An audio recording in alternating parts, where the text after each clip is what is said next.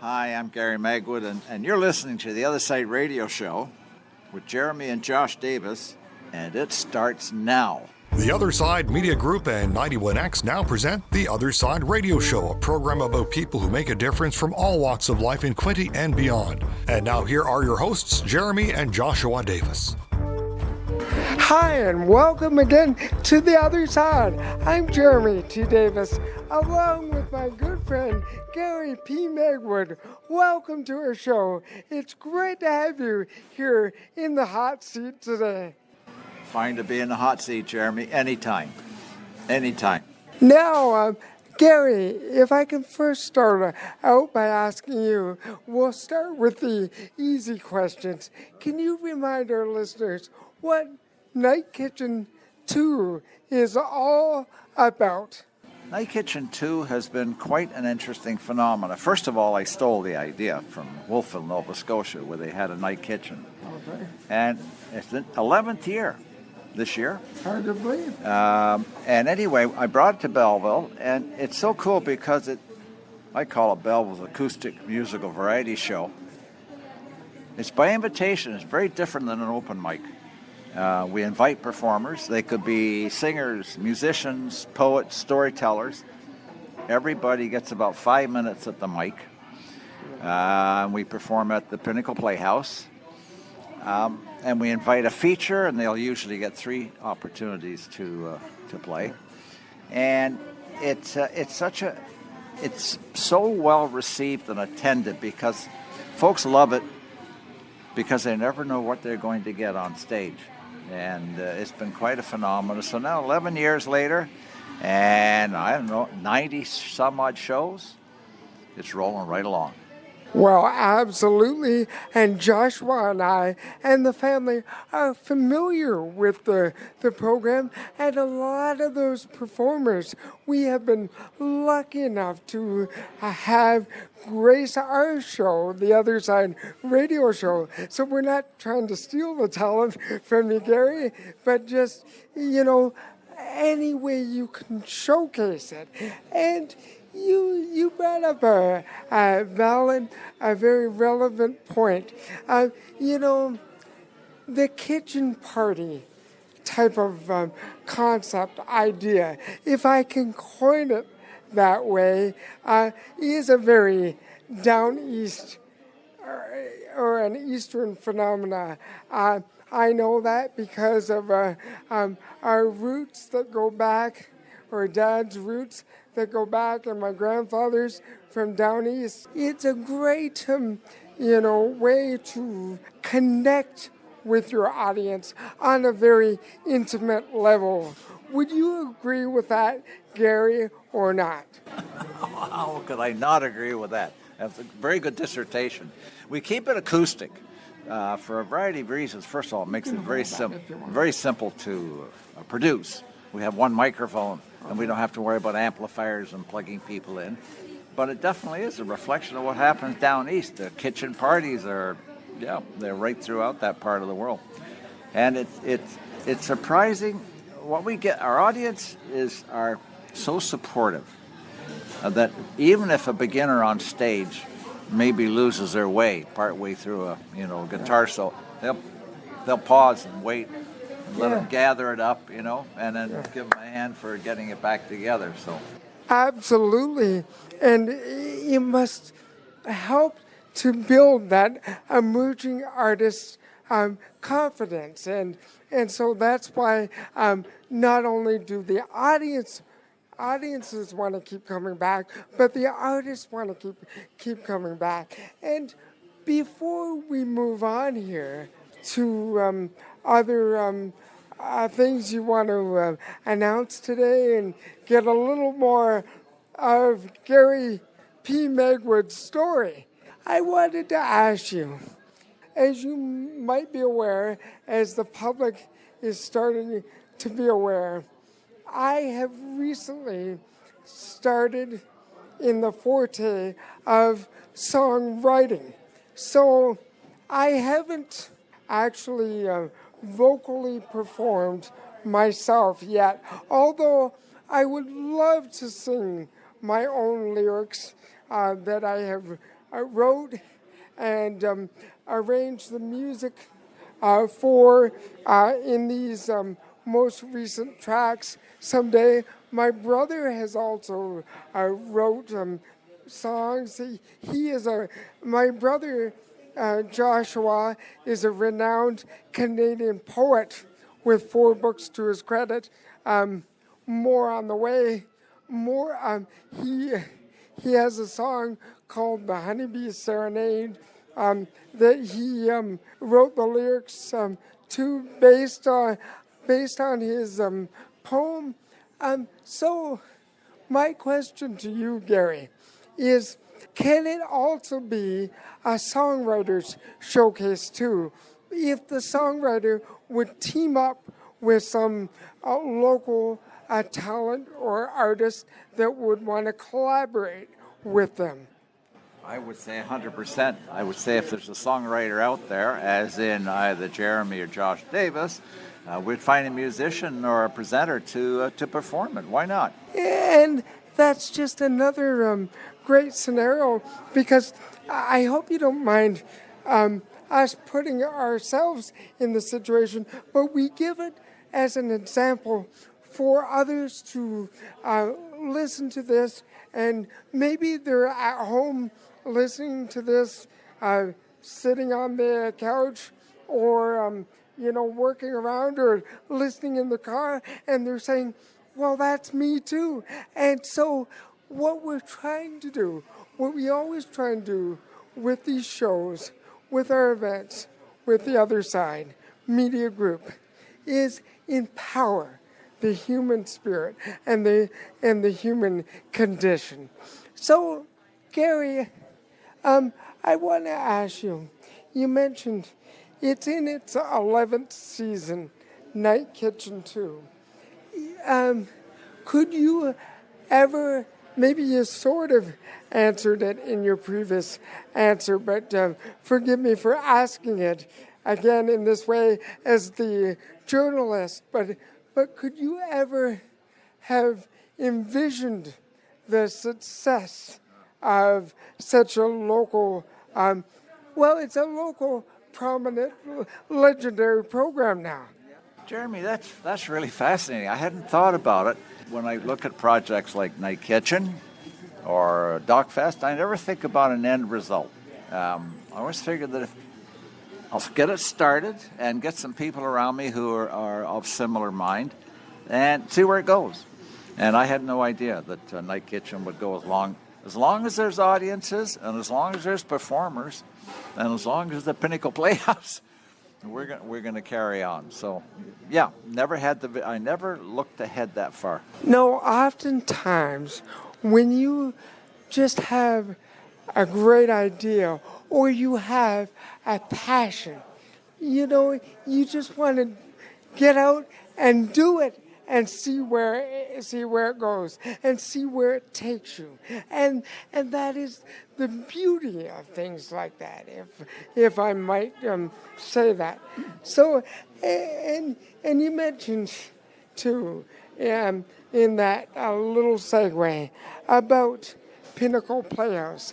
Well, we think that Pinnacle Playhouse is going to be around for a long time to come. They've already had a storied history here in this beautiful community, and right now they're in the stages of renovations and improvements, as was announced recently, at least when this first airs, on socials. They're building a beautiful new lounge area for patron and showgoers to enjoy, at intermission, more beverage options and, all kinds of snacks and that. And it also helps out the nonprofit organization, as well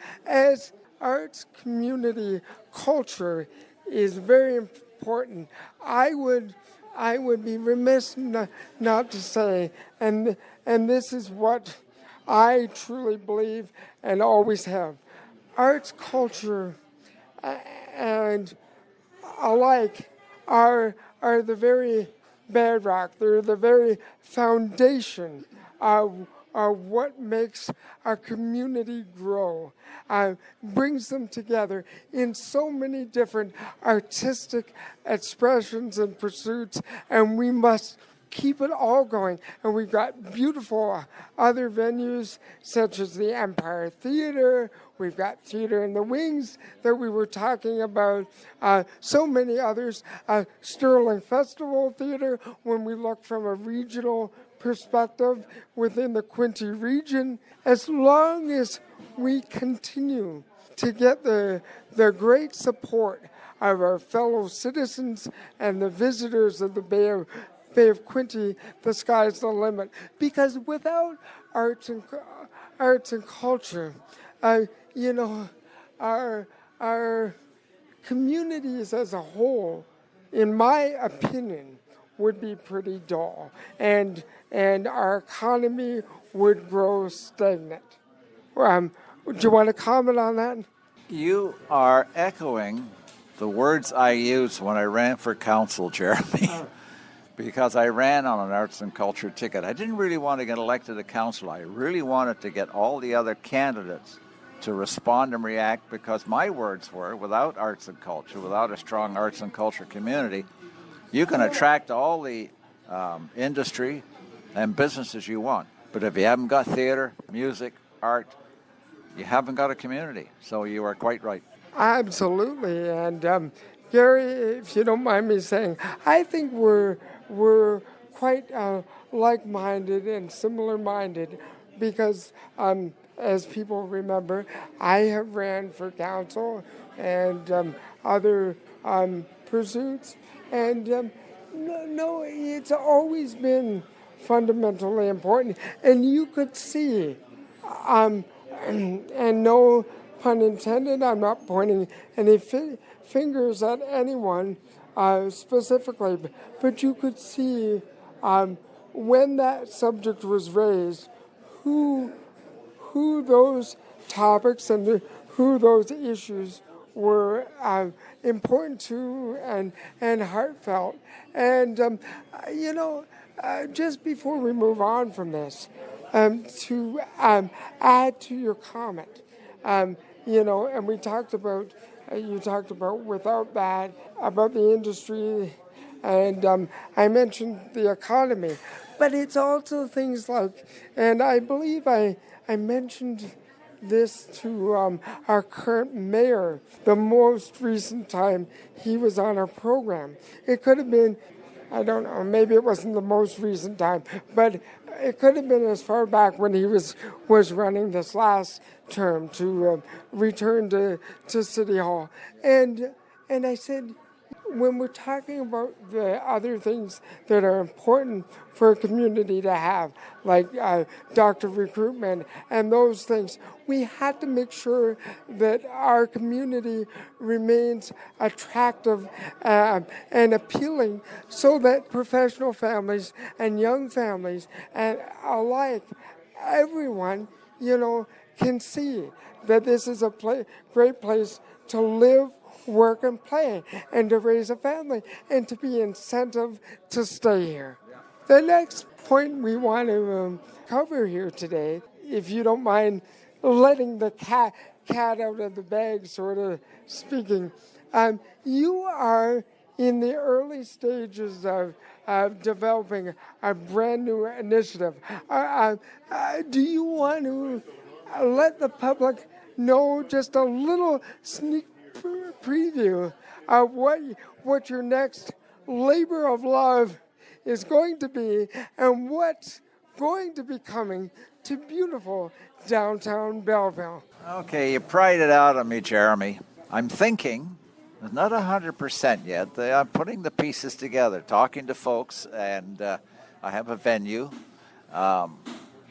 It would be called Belleville's Very Short Film Festival. And in essence, exactly that. Short films, 15 to 20 minutes, have become quite a phenomenon recently. It's even a festival in Toronto. So it means they're not documentaries. We have to clarify that. These are films. And I would say probably the very short film festival would maybe go from about noon till about 7 o'clock in the evening in one venue to start. And we'll see. You know, here's my how I deal with things like this. I put the idea out there. I talk to a bunch of people. If I feel that there's a coalescence of other people who want to give me a hand, and suddenly you see it's a good idea, then I'll go with it. If I find I'm all by myself, I'm not charging the windmill all by myself, Jeremy. Well, you know, that's a great philosophy.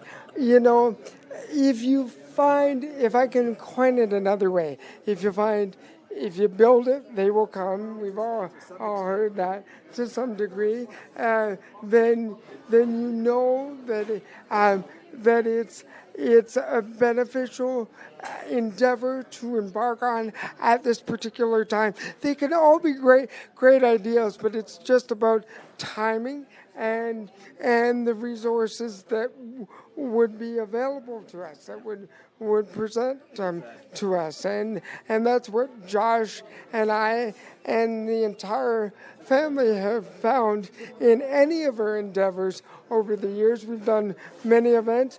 We would love. I don't mean to put words in Josh's mouth. When he couldn't be here today, he wanted to be, but we will do a follow-up with you and have you back on many times, as long as you'll keep coming back, and so many others. But we would love to partner and come up with different ideas for the good of our community, our Quinte region, and beyond. Now, not to get too political, Gary, but I had to ask, just because it's on the minds of not only many Bellevilians, but many Canadians around the world. Given the current economic climate that is brewing as a result of the shift in the winds south of the border, if you would, and the threat of tariffs and that which will ultimately lead to inflation that will affect us both on both sides of the border. In your personal opinion, how do you think, as citizen Gary, how do you think we as Canadians should respond so we can continue to support not only great Canadian initiatives, but we've always wanted, on a wider scale, we've always wanted to be a good neighbor and help our friends to the south. Would you like to comment on that or no? Not. I know it's a hot button issue, but it's burning in the minds of so many. Jeremy, here's my take. Elbows up. That's something that is now being voiced right across the country. You see pictures of Canadians, elbows up, and of course it's a hockey reference, and it comes from Gordie Howe with the Detroit Red Wings, and he would get into the corners playing hockey, and of course he had notorious elbows, and it's become a symbol for what I think Canadians are accepting as. It means that we're going to fight them. We're not going to take this sitting down. We've got a country with 40-some odd million people. We're a multicultural community. We've got the resources. Sure, we're going to take a hit financially. We're going to have to squeeze up a tiny bit and maybe buy a few less groceries or not buy a new car or forget the new television. But I think as Canadians, I think we really are committed to not letting the guys south of the border push us around, and we've let that go on for a long time. And I don't like what they're saying about us. I don't like how we're being referenced, and We're not a colony. We are a country with energy, and we're a country with resources. Whatever happens, we're going to be fine. Elbows up, man. Well, I couldn't agree more, Gary, because I think as Canadians, I think we are up to the challenge, despite how daunting it may look in front of us. And I think we all have a civic role to play, whether we think so or not. So I think whenever we can support local and Canadian, whether it's great Canadian talent to bring to our shows, concerts, festivals, or whether it's buying Canadian products, we can do that. Of course, as a developed nation as we are, we have always, there always is a need to rely on one another, and that will soon become even more evident to those who don't realize the consequences of the current actions and the current trade war between the U.S. and Canada. But I always believe in strong dialogue, strong communication, and I believe in the will of our people, and I believe in the will of the American people and the people of the world. We will come together, and there'll be one positive resolve that will work for all. Now, Gary, I want to ask you, here's a different question that just came to mind. With everything happening, and because people turn on the news or they read their local papers, and they know right now that the world is facing the chaos, or at least that's reported. There's many good things still happening, but how do you think great programs like you offer, not only through Night Kitchen too, but just programs that highlight arts, culture, heritage, and alike, even since the pandemic, have helped to heal not only our communities but our nation. And the second part of that question is, as we are facing a new government that will be elected soon, regardless of who it is, when this first airs anyway, because we know we're heading for a federal election. What would you say to if you given the chance to those government officials to continue to invest in national arts programs and the benefits there to it? Jeremy, even though things are going to be tough, again, we can't ignore the arts and culture. What I would like to say, if I were to sit down with the leading politicians right now, is let's work together. Let's stop yelling at each other. Let's stop insulting each other. Let's look at how we can combine our talents, because regardless of which party you belong to or which party you support, they've all got talents. Right. And we need those talents now. And we need those talents desperately because we are under threat.